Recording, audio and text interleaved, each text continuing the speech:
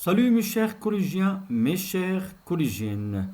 Dans cette séance, Inch'Allah, on va essayer ensemble d'identifier les caractéristiques du début d'une nouvelle. Le document support, la nouvelle de Maupassant, le vieux. Mais avant de commencer, tout d'abord, on va essayer de découvrir les caractéristiques de la situation stable. Un tiède soleil d'automne tombait dans la cour de la ferme, par-dessus les grands hêtres des fossés, sous le gazon tendu par les vaches, la terre imprégnée de pluie était moite, enfoncée sous les pieds avec un bruit d'eau, et les pommiers chargés de pommes semaient leurs fruits d'un vert pâle dans le vert foncé de l'herbage.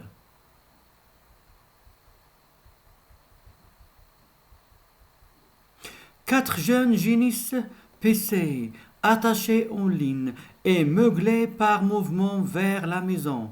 Les volailles mettaient un mouvement coloré sur le fumier devant les tables et grattaient, remuaient, caquetaient, tandis que les deux coqs chantaient sans cesse, cherchaient des vers pour leurs poules, qu'ils appelaient d'un gloussement vif. Toujours d'après Maupassant, le vieux. Alors, qu'est-ce que vous remarquez ici dans la situation stable?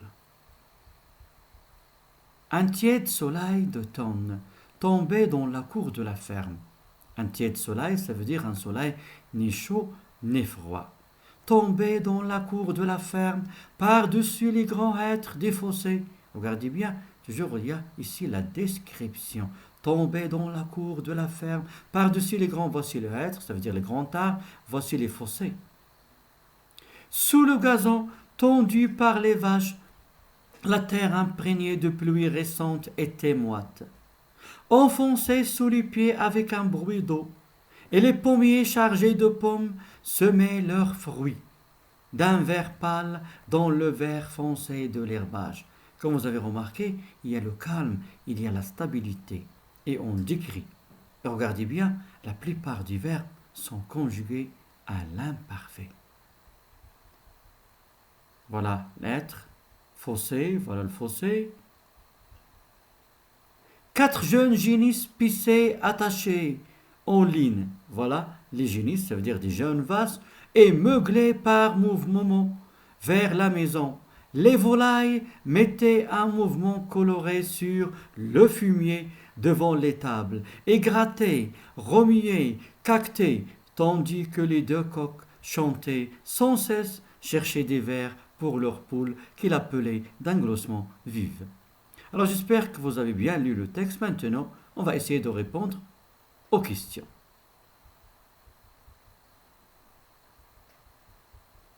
Toujours l'explication, le fumier. La première question, la source du texte. Alors la source du texte, c'est, comme on a déjà vu, c'est le vieux. Et l'auteur, c'est Maupassant. Et toujours, je vous rappelle, vous pouvez arrêter la vidéo, faire l'exercice, après revenir et voir la correction. Maintenant, soulignez la bonne réponse. Un tiède soleil veut dire il fait chaud, il fait froid, ou bien il ne fait ni chaud ni froid. J'espère que vous avez retenu la bonne réponse. La correction, c'est un soleil qui n'est ni chaud ni froid. Une terre maintenant moite veut dire une terre aride, une terre humide ou bien une terre rude. La réponse, c'est une terre humide. Maintenant, vrai ou faux? L'histoire s'est déroulée dans une ferme. Est-ce que vrai ou bien faux? La réponse, c'est vrai. L'histoire s'est déroulée dans une ferme. L'histoire s'est déroulée au printemps. Est-ce que vrai ou bien faux? Rappelez-vous, un tiède soleil d'automne. Un tiède soleil d'automne. Alors, est-ce que c'est le printemps? Non, c'est l'automne. Maintenant, l'histoire s'est déroulée en automne. Voilà la réponse. Relève du texte les mots ou les phrases qui expriment le calme ou bien la stabilité. Vous avez remarqué dans ces deux paragraphes, il y a plein de mots qui expriment le calme, la stabilité. Et d'ailleurs, on fait la description. Oui, il y a tiède, vert, herbage, coloré, chanté, gloussement, vive, tout ça. Tous ces mots expriment qu'il y a le calme, il y a la stabilité. Maintenant, quels sont les temps verbaux dominants dans cette étape, la situation initiale? On a vu que la plupart des verbes étaient conjugués à l'imparfait. Alors, le début de nouvelle. Dans la situation stable, le type de texte dominant, est-ce que narratif ou bien descriptif? Comme vous avez remarqué, il y a la description, un tiède soleil d'automne. Ça veut dire, le texte dominant, il est descriptif. Et les temps verbaux, on a l'imparfait. Regardez bien, la plupart des verbes, ce sont du verbe d'état. Ce n'est pas du verbe d'action. Passons maintenant à l'élément modificateur ou bien l'événement inattendu. Quelles sont ces caractéristiques? Soudain, la barrière de bois s'ouvrit. Un homme entra âgé de 40 ans, peut-être, mais qui semblait vieux, de 60, ridé, tortu, marchait à grands pas lents, alourdi par le poids de lourds sabots pleins de paille. Ses bras, trop longs, pendaient des deux côtés du corps. Quand il approcha de la ferme, un roquet jaune attaché au pied d'un énorme poirier à côté d'un baril qui lui servait de niche, remua la queue, puis se mit à japper en signe de joie. L'homme cria « À bas Finot !» Le chien se tut. D'après Maupassant le Vieux. Alors, comme vous avez remarqué ici, il y a un changement dans le cours de l'histoire. Qui a marqué le changement? Soudain. Vous avez remarqué, soudain, ça veut dire il y a un changement. La barrière de bois s'ouvrit. À quel temps on a conjugué le verbe s'ouvrit? C'est le verbe s'ouvrir au passé simple. Un homme entra. Le verbe entrer au passé simple. Âgé de 40 ans peut-être, mais qui semblait vieux de 60. Comment il est l'homme? Il est ridé. Est-ce qu'on peut donner 40 ans à cet homme-là? On va lui donner 60, mais il a 40. Marchant à grands pas lourds, alourdi par le poids de lourds sabots pleins de paille. Ses bras trop longs pendaient des deux côtés du corps. Quand il approcha de la ferme, un roquet jaune attaché au pied d'un énorme poirier, à côté d'un baril qui lui servait de niche, remua, le verbe remuer au passé simple, la queue, puis se mit à japper, en signe de joie. L'homme cria « À bas Finot !» Le chien se tut. D'après Maupassant, le Vieux. Vous avez remarqué dans ce passage, la plupart du verbe sont conjugués au passé simple. Il y a un changement dans le cours de l'histoire. Voilà, le poirier. Maintenant, relève du texte. Les mots qui marquent, ou bien le mot qui a marqué le changement dans le cours de l'histoire. Oui, alors le mot ici c'est soudain. Et quelle est la personne qui a marqué ce changement? La personne, c'est l'arrivée d'un homme. Maintenant, relevez du texte des mots qui désignent le chien. Dans le texte, on a désigné le chien par plusieurs mots. Il y a deux mots qui désignent le chien. Oui, très bien, il y a le roquet et il y a Finot. Finot, c'est le nom qu'on a donné au chien. Maintenant, quels sont les temps verbaux dominants dans cette étape? Déjà, on a dit, il y a le passé simple. Alors, dans le dernier paragraphe, on a décrit l'homme. Est-ce que la description était valorisante ou bien dévalorisante? Regardez bien, il était ridé, il avait 40 ans, mais il semblait avoir 60. Alors, la description était dévalorisante. La justification. Pourquoi? Parce qu'il avait 40 ans, mais il semblait être vieux de 60. Il est ridé.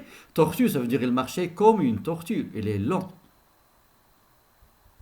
Maintenant, quelles sont les caractéristiques d'événements inattendus?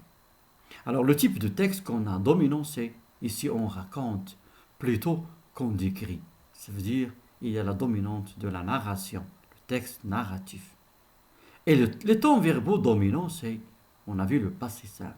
Et la plupart, vous avez vu, il y a l'action romia, entra, ça veut dire il y a les verbes d'action.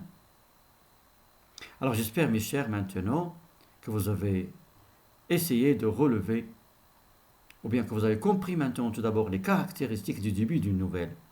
Maintenant, on va voir le lexique utilisé dans ce texte.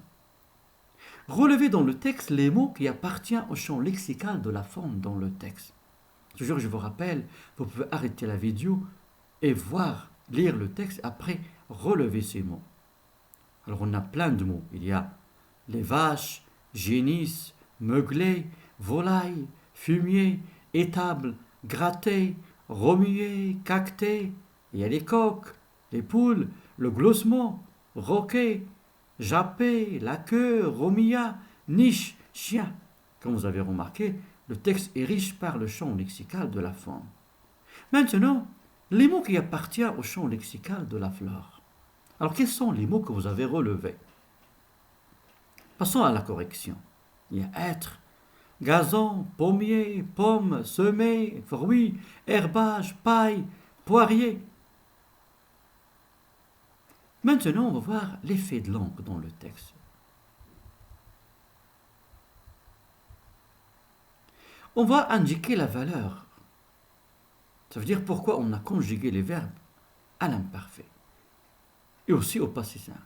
Sous le gazon tondu par les vaches, la terre imprégnée de pluie récente était moite, enfoncée sous les pieds avec un bruit d'eau, et les pommiers chargés de pommes semaient leurs fruits d'un vert pâle dans le vert foncé de l'herbage. Pourquoi on a conjugué ces verbes-là à l'imparfait? Quelle est la valeur? Ici, on fait la description. Soudain, la barrière de bois s'ouvrit. Qu'est-ce que vous remarquez ici? Soudain, la barrière de bois s'ouvrit. Ici, il y a une action soudaine. 4 génisses paissaient. L'action de paisser, est-ce que c'est une action brève ou bien une action qui a une durée? Alors, ici, on a la durée. Le chien se tue. Ça veut dire, le chien se tue. C'est une action brève. Le chien remit à la queue, puis se met à japper. Combien d'actions? La première action, remuer la queue. La deuxième action, c'est se mettre à japper. Ici, on a la succession des actions brèves.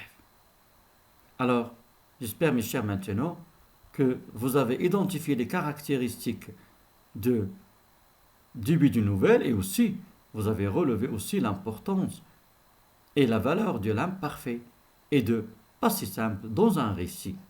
Ce sont les temps de récit. À bientôt, mes chers.